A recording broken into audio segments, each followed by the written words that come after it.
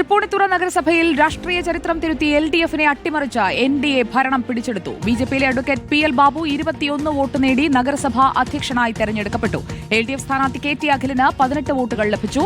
LDF-ന്റെ 2 വോട്ടുകൾ അസാധുവായി. ലേബി സജീന്ദ്രൻ നമുക്കൊപ്പം. Good evening ലേബി Sajeendran. അങ്ങനെ തൃപ്പൂണിത്തുറയിൽ ചരിത്രം കുറിക്കുകയാണ്, അല്ലെങ്കിൽ ചരിത്രം തിരുത്തുകയാണ് NDA അല്ലെ? എങ്ങനെയായിരുന്നു വോട്ടെടുപ്പ്?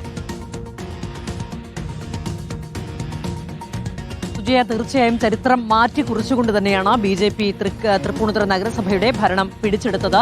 ഇന്ന് ചെറിയ അസ്വാരസ്യങ്ങളൊക്കെ ഉണ്ടായിരുന്നു. എന്നാൽ അസ്വാരസ്യങ്ങളൊന്നും തന്നെ വോട്ടെടുപ്പിൽ പ്രതിഫലിച്ചില്ല.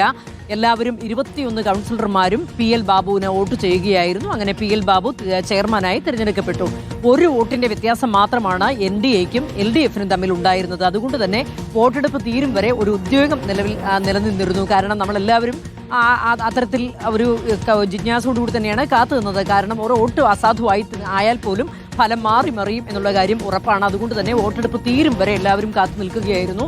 വോട്ടെടുപ്പ് തീർന്നപ്പോൾ 2 വോട്ട്, ഒരു വോട്ടല്ല പകരം 2 വോട്ടാണ് അസാധുവായത്. പക്ഷെ അത് BJP-യുടേതായിരുന്നില്ല, LDF-ന്റേതായിരുന്നു. അതുകൊണ്ട് തന്നെ അത് ഫലത്തെ സ്വാധീനിച്ചില്ല. ഏതായാലും നെടുങ്കോട്ടയായ LDF-ന്റെ നെടുങ്കോട്ടയായ തൃപ്പൂണിത്തുറ BJP ഇങ്ങ് പിടിച്ചെടുത്തിരിക്കുകയാണ്. BJP വലിയ മുന്നേറ്റം തന്നെയാണ് ഇവിടെ കുറിച്ചിരിക്കുന്നത്. Sujaya, thank you. ലേബി സജീന്ദ്രനാണ് വിവരങ്ങളുമായി നമുക്കൊപ്പം ചേർന്നത്.